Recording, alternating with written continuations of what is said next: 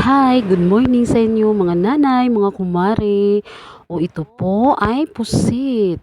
Magluluto po tayo ng pusit para sa ating lunch. Nabili ko po to kaninang umaga, 6 a.m. O ayan, napaka-fresh talaga guys. O ayan, kita nyo naman, napaka-fresh talaga. O ayan, aadobohin natin to dahil gustong gusto ng mga bata. At hindi ko na i-slicein to. Lutuin ko to ng buo at hindi ko na kukunin yung mga laman-laman niya. O ayan, tatakpan ko muna.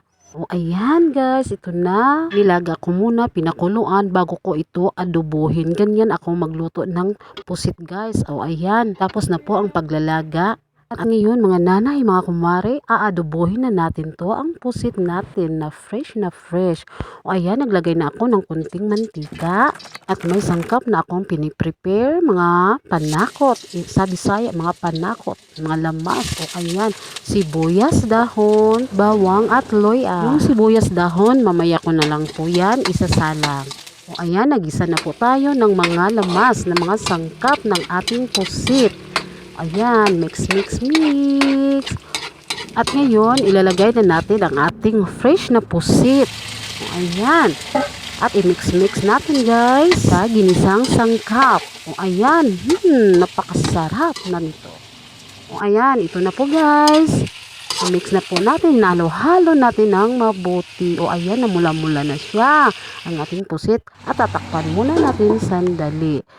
Alam nyo guys, napaka-busy ang morning ko dito. Napaka-busy talaga. While nagluluto, naglalaba din ako niyan. Hindi ko lang napakita sa camera. Yan naman talaga tayo mga nanay. Hanggat kaya natin, hala ipagsabay natin ang ating mga gawaing bahay. Diba ba hanggang kaya lang? Pag hindi kaya, pwede namang hindi natin ipagsabay.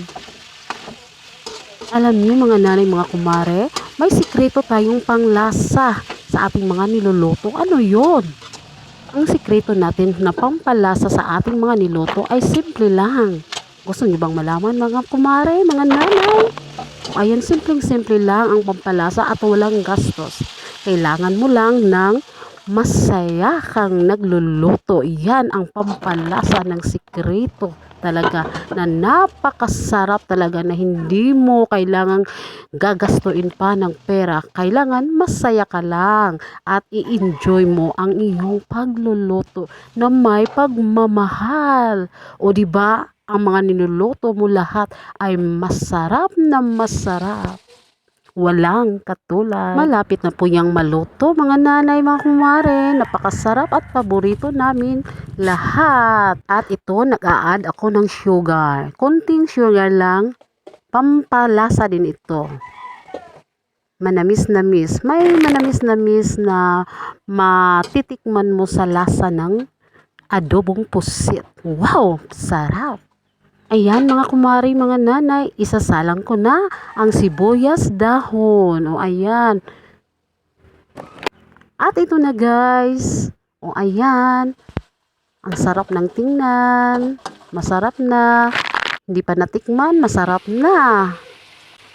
O ayan, o diba?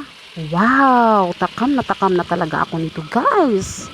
O ayan lang ang mga sangkap ko guys. Simple lang. O ayan, tapos na po. Tadang! Luto na po ang ating fresh na pusit, adobong pusit. Kain po tayo mga nanay, mga kumare, mga sis. At ito lang po, salamat sa panunood. God bless everyone. Bye! Ingat po tayo.